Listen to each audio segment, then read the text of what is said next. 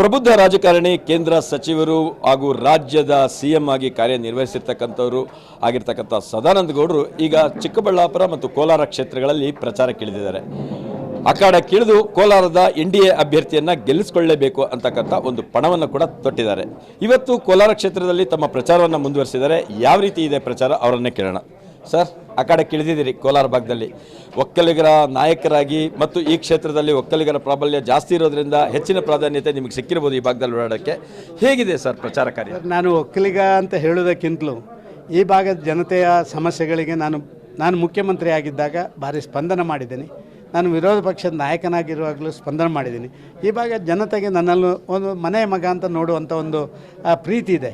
ಆ ರೀತಿಯ ಓಡಾಟಗಳನ್ನು ಮಾಡ್ತೇನೆ. ಒಕ್ಕಲಿಗ ಅಂತ ಹೇಳೋದಕ್ಕಿಂತಲೂ ಜಾಸ್ತಿ ಇಲ್ಲಿ ನಾನು ಕೊಟ್ಟಂಥ ಕೊಡುಗೆ ಅದು ಇಂಪ್ಲಿಮೆಂಟ್ ಆಗದಿರ್ಬೋದು, ಆದರೆ ಆಗ್ತಾ ಇದೆ.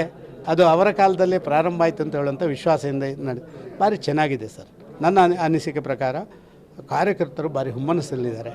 ಸಾಮಾನ್ಯ ಜನ ಕೂಡ ಇವತ್ತು ಭಾರತೀಯ ಜನತಾ ಪಾರ್ಟಿ ಮತ್ತು NDA JDSನ ಒಕ್ಕೂಟದ NDAಗೆ ಓಟ್ ಕೊಡಬೇಕು ಅಂತ ಹೇಳುವಂಥ ತೀರ್ಮಾನಗಳನ್ನು ಮಾಡಿದರೆ ಅಲ್ಟಿಮೇಟ್ ಎಲ್ಲರ ಗೋಲು ಮೋದಿಯವರು ಪ್ರಧಾನಮಂತ್ರಿ ಆಗಿ. ಸರ್, 11 ತಿಂಗಳ ಆಡಳಿತ ತುಂಬ ಚೆನ್ನಾಗಿತ್ತು. ಕೇಂದ್ರದಲ್ಲಿ ಮಂತ್ರಿ ಆಗಿದ್ದಂಥ ಸಂದರ್ಭದಲ್ಲೂ ಆಡಳಿತ ಚೆನ್ನಾಗಿತ್ತು. ಆದರೂ ಕೂಡ ಎಲ್ಲೋ ಒಂದು ಕಡೆ ಟಿಕೆಟ್ ತಪ್ಪಿತು. ಯಾಕೆ ಸರ್? ಸರ್, ಇದೆಲ್ಲ ತೀರ್ಮಾನಗಳನ್ನು ನಮ್ಮ ರಾಷ್ಟ್ರೀಯ ನಾಯಕರು ತಗೊಳ್ತಾರೆ. ನಾನು ಚುನಾವಣಾ ರಾಜಕಾರಣದಿಂದ, ಸಕ್ರಿಯ ರಾಜಕಾರಣದಿಂದಲ್ಲ, ಭಾರತೀಯ ಜನತಾ ಪಾರ್ಟಿಗೆ ಇರುವಷ್ಟು ದಿನ ಕೆಲಸ ಮಾಡಬೇಕು ಅಂತ ಚುನಾವಣಾ ರಾಜಕೀಯದಿಂದ ಸ್ವಲ್ಪ ದೂರ ಇರಬೇಕು ಅಂತ ಒಂದು 6 ತಿಂಗಳ ಹಿಂದೆ ನಿಶ್ಚಯ ಮಾಡಿದೆ. ಆಮೇಲೆ ಪಕ್ಷದ ಬೇರೆ ಬೇರೆ ಹಿರಿಯರ ಒತ್ತಡದಿಂದ ಅದು ಕೇಳಿದೆ. ಆದರೆ ರಾಜಕೀಯವಾಗಿ ಸೀಟು ಹಂಚಿಕೆ ಸಂದರ್ಭದಲ್ಲಿ ಮಾಡಬೇಕಾದಂದಲ್ಲಿ ಸದಾನಂದ ಗೌಡರು ಒಮ್ಮೆ ಕೇಳಿದಾರಲ್ಲ, ಅದು ಸ್ವಲ್ಪ ದೂರ ಹೋಗ್ತೇನೆ ಅಂತ ಹೇಳಿದಾರಲ್ಲ ಅಂತ ಹೇಳಿ ಬಹುಶಃ ಆ ರೀತಿಯ ತೀರ್ಮಾನಗಳನ್ನು ತಗೊಂಡಿರ್ಬೋದು ಅಂತ ಭಾವಿಸ್ತಾ ಇದ್ದೀನಿ. ಸರ್, ಒಂದು ಹೇಳಿಕೆ ಕೊಡ್ತೀರಿ, ಚುನಾವಣೆ, ಲೋಕಸಭಾ ಚುನಾವಣೆ ಮುಗಿದ ತಕ್ಷಣ ಕಾಂಗ್ರೆಸ್ ಸರ್ಕಾರ ಬಿದ್ದೋಗುತ್ತೆ ರಾಜ್ಯದಲ್ಲಿ ಅಂತ. ಯಾಕೆ ಸರ್? ಸರ್, ನಿಮಗೆ ಗೊತ್ತಿರಲಿ, ಈ ಬಾರಿಯ ಕಾಂಗ್ರೆಸ್ನ ಚುನಾವಣೆ ನಡೀತಾ ಇರುವಂಥದ್ದು BJPಯ ಜೊತೆ ಅವರ ಪೈಪೋಟಿ ಅಲ್ಲ. ಇವತ್ತು ಸಿದ್ದರಾಮಯ್ಯ ವರ್ಸಸ್ DKಶಿ ಅವರ ಪೈಪೋಟಿಯೇ ಜಾಸ್ತಿ ಆಗಿದೆ. ಆದ ಕಾರಣ ಈ ಪೈಪೋಟಿಯಲ್ಲಿ ಯಾರು ಸೋತರು ಯಾರು ಗೆದ್ದರೂ ಕೂಡ ಅವರ ಮುಂದಿನ ಪೈಪೋಟಿ ಅದು ಇನ್ನಷ್ಟು ಜಾಸ್ತಿ ಆಗುತ್ತೆ, ಆಟೋಮೆಟಿಕಲಿ ಬಿದ್ದೇ ಬೀಳುತ್ತೆ. ಸರ್, ಗ್ಯಾರಂಟಿಗಳು ಏನು, ಕಾಂಗ್ರೆಸ್ ಗ್ಯಾರಂಟಿಗಳು ಏನಿದೆ ಇಲ್ಲಿ, ಆ ಗ್ಯಾರಂಟಿಗಳನ್ನು ನರೇಂದ್ರ ಮೋದಿ ಕಾಪಿ ಮಾಡಿದ್ದಾರೆ.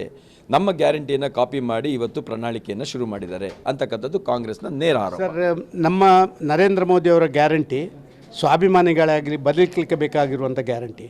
ಇವರ ಗ್ಯಾರಂಟಿ ತಾತ್ಕಾಲಿಕವಾಗಿ ಕೊಡುವಂಥ ಗ್ಯಾರಂಟಿ. ಪ್ರಧಾನಿ ಮೋದಿ ಮೀನು ಹಿಡಿಲಿಕ್ಕೆ ಕಲಿಸಿದ್ದಲ್ಲ, ಅದು ಮೀನು ಒಂದು ದಿವಸ ಕೊಟ್ಟು ಅದನ್ನು ತಿನ್ನಿ ಅಂತ ಕೊಟ್ಟದ ಅಲ್ಲ, ಮೀನು ಹಿಡಿಲಿಕ್ಕೆ ಕಲಿಸಿದ್ದಾರೆ. ದಿನನಿತ್ಯ ಜೀವನ ಪರ್ಯಂತರ ನೀವು ನಿಮ್ಮ ಕುಟುಂಬದವರು.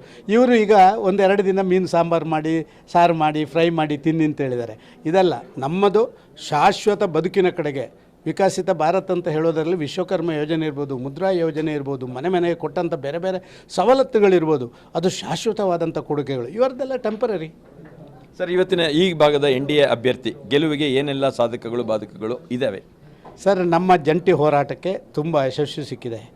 ನಮ್ಮ ಲೋಕಸಭಾ ಸದಸ್ಯರಾದ ಮುನಿಸ್ವಾಮಿ ಅವರ ನೇತೃತ್ವದಲ್ಲೇ ನಡೀತಾ ಇರುವಂಥದ್ದು. ಈ ಭಾಗದಲ್ಲಿರುವಂಥ ಭಾರತೀಯ ಜನತಾ ಪಾರ್ಟಿ ಎಲ್ಲ ಪ್ರಮುಖರು ಒಟ್ಟಿಗೆ ಸೇರಿ ಮಾಡ್ತಾ ಇರುವಂಥದ್ದು.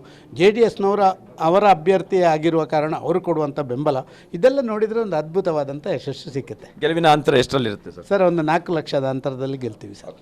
ಇದಿಷ್ಟು ಮಾಜಿ ಮುಖ್ಯಮಂತ್ರಿಗಳಾಗಿರ್ತಕ್ಕಂಥ ಸದಾನಂದ ಗೌಡರ ಹೇಳಿಕೆಗಳು. ಏನಂದರೆ, ಕೋಲಾರ ಕ್ಷೇತ್ರದಲ್ಲಿ NDA ಅಭ್ಯರ್ಥಿಯಾಗಿರ್ತಕ್ಕಂಥ ಮಲ್ಲೇಶ್ ಬಾಬು 4 ಲಕ್ಷಕ್ಕೂ ಅಧಿಕ ಮತಗಳ ಅಂತರದಿಂದ ಜಯಶಾಲಿಯಾಗೋದು ಖಚಿತ ಅಂತಕ್ಕಂಥ ಅಭಿಪ್ರಾಯವನ್ನು ವ್ಯಕ್ತಪಡಿಸಿದ್ದಾರೆ. ಚಂದ್ರು ಶಿಡ್ಲಘಟ್ಟ, ಪ್ರಜಾ TV, ಚಿಕ್ಕಬಳ್ಳಾಪುರ.